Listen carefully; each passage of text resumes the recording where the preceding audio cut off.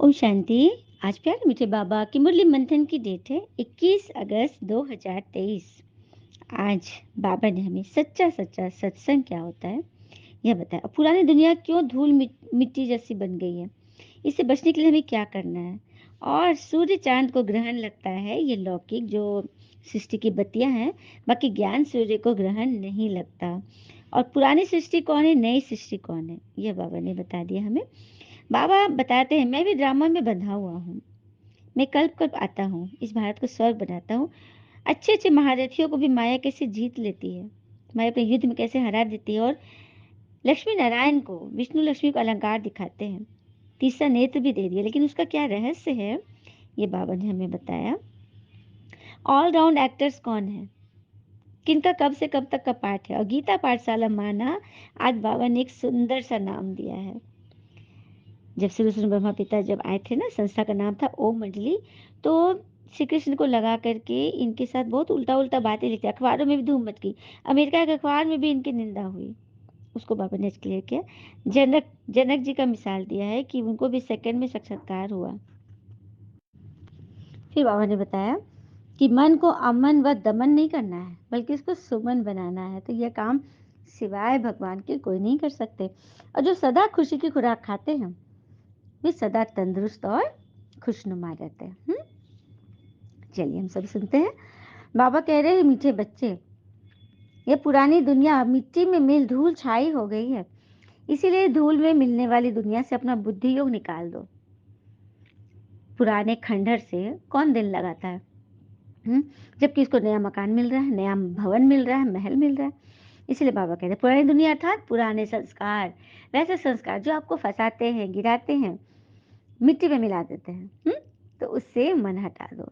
प्रश्न, मनुष्य की कौन सी चाहना एक बाबा ही पूरी कर सकते हैं। उत्तर, मनुष्य चाहते हैं शांति हो, लेकिन अशांत किसने बनाया, यह नहीं जानते। तुम उसे बता सकते हो उन्हें कि 5 विकारों ने ही तुम्हें अशांत किया है। भारत में जब पवित्रता थी तो शांति थी। अब बाबा फिर से पवित्र पवित्र मार्ग बनाने आए हैं, माने परिवार, पवित्र परिवार बनाने आए हैं जहाँ सुख शांति होगी। और कहते हैं ना कि यदि सुख चाहिए तो रात को जागना नहीं, कुछ नियम है लौकिक। सुख चाहिए तो रात को जागना नहीं, शांति चाहते हो तो दिन में सोना नहीं, सम्मान चाहते हो तो व्यर्थ बोलना नहीं, और प्यार चाहते हो तो स्नेह खोना नहीं। ठीक है, तो ये काम करना होगा। ये काम सिवाय भगवान के कोई सिखा ही नहीं सकते हैं। गीता, इस पाप की दुनिया से दूर कहीं, दूर कहीं ले चल, चांद सितारों से दूर कहीं, दूर कहीं, इस पाप की दुनिया से दूर कहीं, दूर कहीं ले चल। ओम शांति। बाबा पूछे, किसका सत्संग है। मनुष्य सत्संगों में तो जब जाते हैं तो कोई ना कोई साधु संत महात्मा आदि गद्दी पर बैठे साथ सुनाते दिखते हैं ना, लेकिन वहां तो कोई एम ऑब्जेक्ट है ही नहीं कि यह सुनकर तुम ये बनोगे। और सत्संग से क्या प्राप्ति हुई, यह भी किसी को पता नहीं है। हाँ, तो वास्तव में सत्य का संग तो परमात्मा के संग है, क्योंकि सत्य एक भगवान ही है ना, बाकी तो सब है मनुष्यों का संग। सत्य परमात्मा ही नर से नारायण बनने की यह सत्य कथा सुना रहे। ये मुरली क्या है, यही है हमारा सत्य संग। इसके सुनने से आत्मा, निमित आत्मा की वाणी सुनने से हमारे अंदर एक अमृत जाता है, और वो अमृत हमारे मन को तुरंत हरा भरा कर देता है। क्योंकि वहां पर ना कचरा भर लिया हमने, वहां पर गलत बीज डाल दिया और उसको वृक्षारोपण कर दिया, तो वो तो हमें कटीला बीज डाले तो कांटा ही डालेगा ना, हमें कांटा ही गड़ाएगा। तो उसके जगह पे क्या डालो, खुशनुमा फूल, फलदार वृक्ष जो हमें फल दे। तो ये सिखाते हैं बाबा।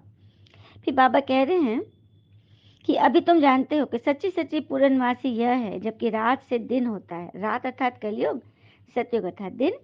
तो यही है सच्ची सच्ची पूर्णमासी का दिन, पूरा संगम युग, जिसमें तुम 16 कला संपूर्ण बनते हो। और फिर बाबा बोल रहे कि वास्तव में ज्ञान सूर्य को कभी ग्रहण नहीं लगता, ग्रहण तो लगता है इन सृष्टि की बत्तियों को, अर्थात सूरज चांद को लगता है, जो पृथ्वी को रोशनी देते हैं। ज्ञान सूर्य तो है सबको रोशनी देने वाला, उन्हीं की महिमा गाते हो ना। ज्ञान सूर्य प्रगटा तो अज्ञान अंधेर विनाश, भगवान आते तो अज्ञान अंधेर विनाश हो जाता है।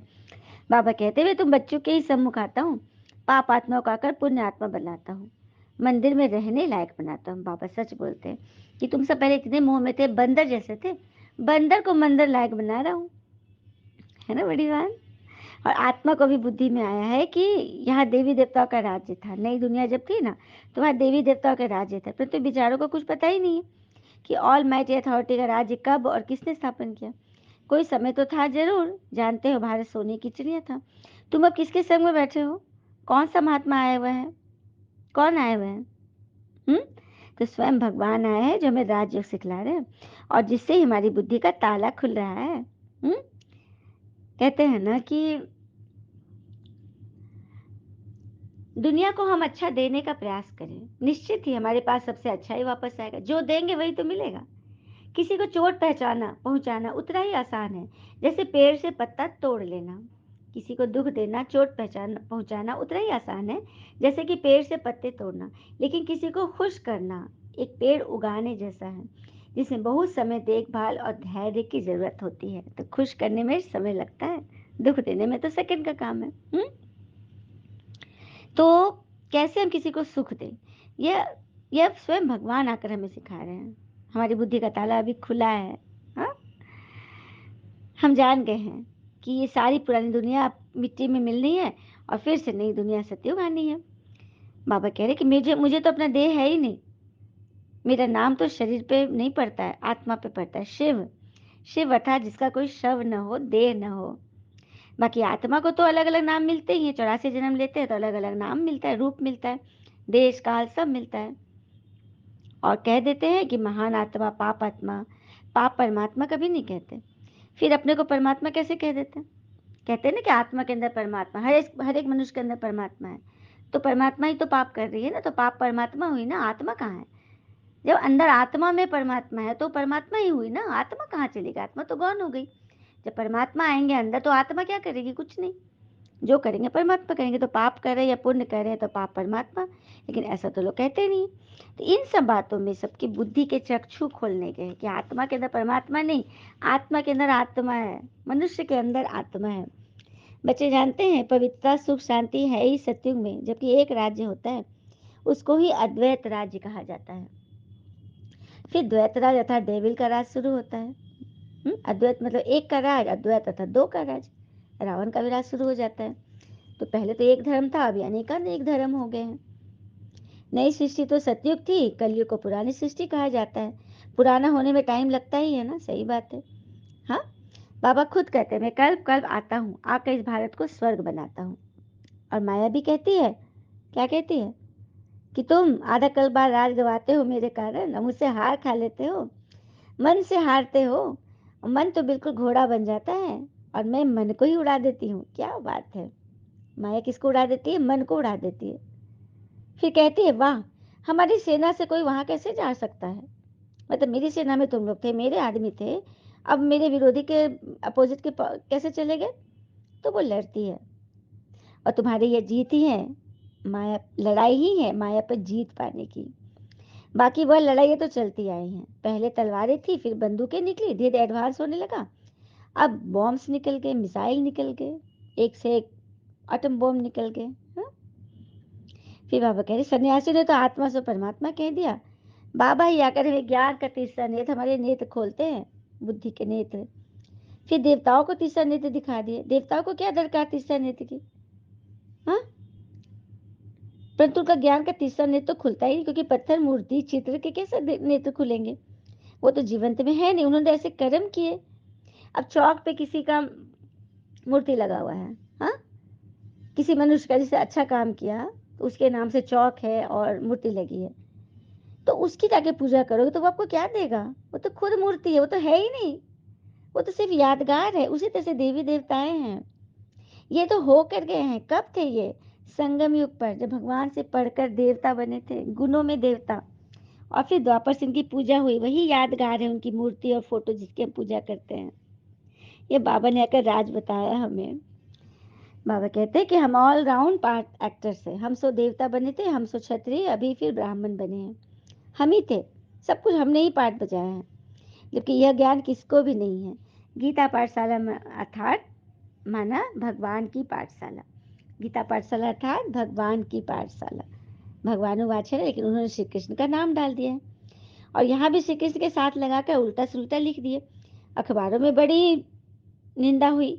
अमेरिका के अखबार में भी चला गया कि कलकत्ते का एक जौहरी है, वो अपने आप को श्री कृष्ण का 84वां जन्म कहता है, 16,108 रानियां थी, ऐसे ऐसे करके उनकी निंदा लिखी गई अखबारों में।